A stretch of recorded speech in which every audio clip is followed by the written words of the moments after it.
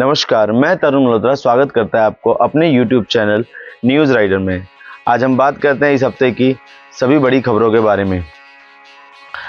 शुरुआत करते हैं हम दिल्ली से। दिल्ली के कनॉट प्लेस में एक दिल दिलाने वाली घटना में कार चालक शिवम दुबे ने एक बेघर व्यक्ति लेखराज को टक्कर मार दी और उसे 10 मीटर तक घसीटते हुए उसकी मौत का कारण बना। घटना के बाद दुबे मौके से फरार हो गया और लेकिन पुलिस ने सीसीटीवी फुटेज के माध्यम से उसकी पहचान कर उसे गिरफ्तार कर लिया।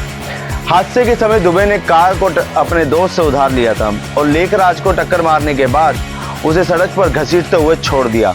लेखराज को अस्पताल में ले जाया गया जहां उसे मृत घोषित कर दिया गया। पुलिस ने दुर्घटनाग्रस्त कार को जब्त कर लिया है और शिवम दुबे के खिलाफ भारतीय दंड संहिता के संबंधित धाराओं के तहत मामला दर्ज किया है। इस मामले की आगे की जांच जारी है। आगे बढ़ने से पहले इस वीडियो को लाइक, सब्सक्राइब और शेयर जरूर करें और हाँ, घंटी बजाना मत भूलना। जेलों में रहने वाले कैदियों के लिए एक खुशखबरी है। दिल्ली सरकार ने जेलों में कैदियों की अप्राकृतिक मौतों के मामलों में मुआवजा देने के लिए एक महत्वपूर्ण निर्णय लिया है। अब यदि किसी कैदी की मौत जेल में झगड़े के कारण, पिटाई, यातना या अधिकारियों की लापरवाही के कारण होती है तो उनके परिजनों को 7.5 लाख रुपए का मुआवजा दिया जाएगा। अभी मजा आएगा ना भिड़ो। आत्महत्या, जेल से भागने का प्रयास या प्राकृतिक मौतों पर यह मुआवजा लागू नहीं होगा। प्रस्ताव को उपराज्यपाल के पास मंजूरी के लिए भेज दिया गया है और मंजूरी के बाद यह नीति प्रभावी होगी। इस नीति के तहत दोषी जेल अधिकारियों के वेतन से मुआवजे की राशि को वसूली की जाएगी और एक समिति हर तिमाही के मामलों की समीक्षा करेगी। दिल्ली सरकार ने अभी प्रस्ताव को उपराज्यपाल के पास भेजा है जो मंजूरी के लिए अभी पेंडिंग है। में हल्की से मध्यम बारिश का सिलसिला लगातार जारी है। मौसम विभाग के अनुसार दिल्ली और एनसीआर में बादल छाए रहेंगे और कई इलाकों में मध्यम बारिश की संभावना है। अधिकतम तापमान 33 डिग्री सेल्सियस और न्यूनतम तापमान 24 डिग्री सेल्सियस के आसपास रहेगा। अगले 3 दिनों तक दिल्ली और उसके आसपास के क्षेत्रों में लगातार बारिश की संभावना है। मौसम विभाग ने बताया कि 9 से लेकर 13 सितंबर के बीच मौसम शांत रहेगा क्योंकि मानसून ट्रफ इस दौरान क्षेत्र से दूर रहेगा। इसके चलते अगले हफ्ते दिल्ली में मौसम में बहुत अधिक बदलाव की उम्मीद नहीं है। यूपी के नोएडा में पुलिस ने एक फर्जी कॉल सेंटर का नाम भांडाफोड़ किया है जो विदेशों में नौकरी दिलाने के नाम पर ठगी कर रहा था। सेक्टर 63 में मकान में चल रहे इस कॉल सेंटर से पुलिस ने 6 महिलाओं समेत 9 लोगों को गिरफ्तार किया है और 24 laptop, 3 CPU, 1 LED TV, 1 keyboard और नकली दस्तावेज जब्त किए हैं। आरोपी विदेश में नौकरी और वर्क वीजा दिलाने का वादा करके लोगों को धोखा दे रहे थे। पुलिस ने उपायुक्त शक्ति मोहन अवस्थी ने कहा कि मामले की जांच की जा रही है और आरोपियों की पूरी हिस्ट्री खंगाली जा रही है। इससे पहले जुलाई में भी एक फर्जी कॉल सेंटर का भांडाफोड़ हुआ था जिसमें लोन और इंश्योरेंस के नाम पर ठगी की जाती थी। यूपी के लखनऊ में सरोजनी नगर थाना क्षेत्र के ट्रांसपोर्ट नगर में एक बिल्डिंग ढह गई है जिससे कई लोगों के फंसे होने की आशंका है। इस हादसे के समय बिल्डिंग के पास खड़ा एक ट्रक भी चपेट में आ गया है। बिल्डिंग गिरने से मौके पर भगदड़ मच गई है और मलबा फैलने से स्थिति और भी गंभीर हो गई है। सूचना मिलने के तुरंत बाद पुलिस टीम और अन्य राहत दल घटनास्थल पर पहुंच गए हैं। वह मलबा हटाने और फंसे हुए लोगों को बचाने की कोशिश कर रहे हैं। एहतियात के तौर पर आसपास की बिल्डिंगों को खाली करा दिया गया है ताकि किसी और दुर्घटना से बचा जा सके। राहत और बचाव कार्य तेजी से चल रहा है और प्रशासन स्थिति पर पूरी निगरानी रखे हुए है।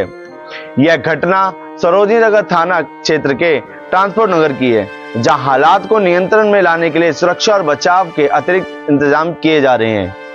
के बहराइच में भेड़ियों के हमलों से प्रभावित गांवों के लोगों के लिए प्रशासन ने विशेष आश्रय स्थलों की व्यवस्था की है। यह आश्रय स्थल पंचायत भवन और प्राथमिक विद्यालयों को अस्थायी आश्रय घर के रूप में उपयोग करके बनाए गए हैं। इन स्थलों में रात के समय लोगों की सुरक्षा के लिए लाइट, पानी, शौचालय, पंखे और बिस्तर जैसी सुविधाएं प्रदान की गई हैं। भेड़ियों के हमलों में अब तक 10 लोगों की मौत हो चुकी है, दर्जनों लोग घायल हुए हैं और प्रशासन ने भेड़ियों को पकड़ने के लिए भारी पुलिस फोर्स, वन विभाग की टीमें, शार्प शूटर्स और विशेषज्ञों को तैनात किया है। हालांकि अब तक 2 भेड़ियों को पकड़ा नहीं जा सका है और प्रशासन और वन विभाग इस स्थिति से निपटने के लिए पूरी तरह से सतर्क है और ग्रामीणों की सुरक्षा सुनिश्चित करने के लिए अतिरिक्त कदम उठा रहे हैं।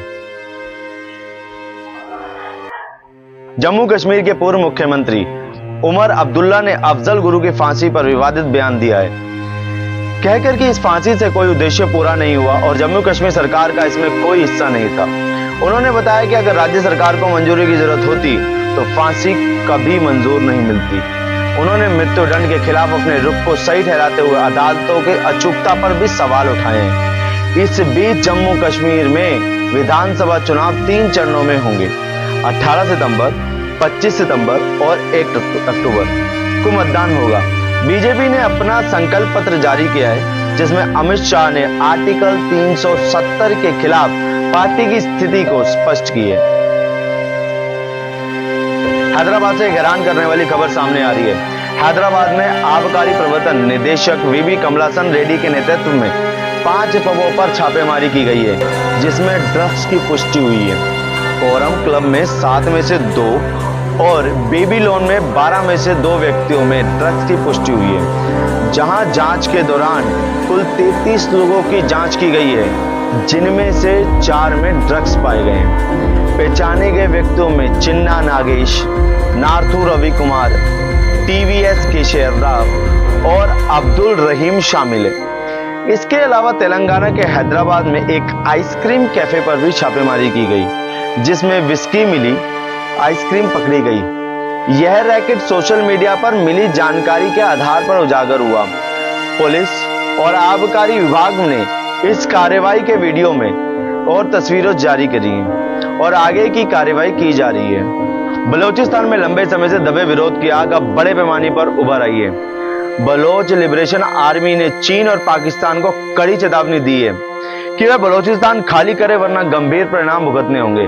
हाल ही में बलोच आतंकवादियों ने हाईवे पर गाड़ियों को रोककर लोगों की जात पूछी और 37 लोगों की निर्मम हत्या कर दी।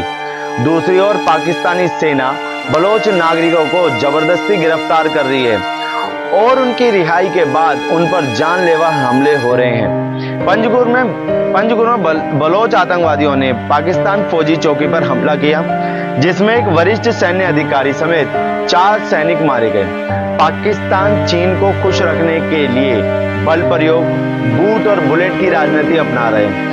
बलोचों के लिए पाकिस्तान में अपनी आवाज उठाना अब अपराध बन चुका है, जबकि ग्वादर के संघर्ष में शामिल निर्दोष बलोचियों पर गोलियां बरसाई गई। न्याय की मांग करना बलोचों के लिए दंडनीय अपराध हो गया है और पाकिस्तानी सरकार और सेना के अत्याचारों के कारण बलोचिस्तान के हालात दिन प्रतिदिन बिगड़ते जा रहे हैं। फॉर वॉचिंग, हम फिर मिलेंगे अगले हफ्ते। जय हिंद, जय भारत। खबर देश के लिए।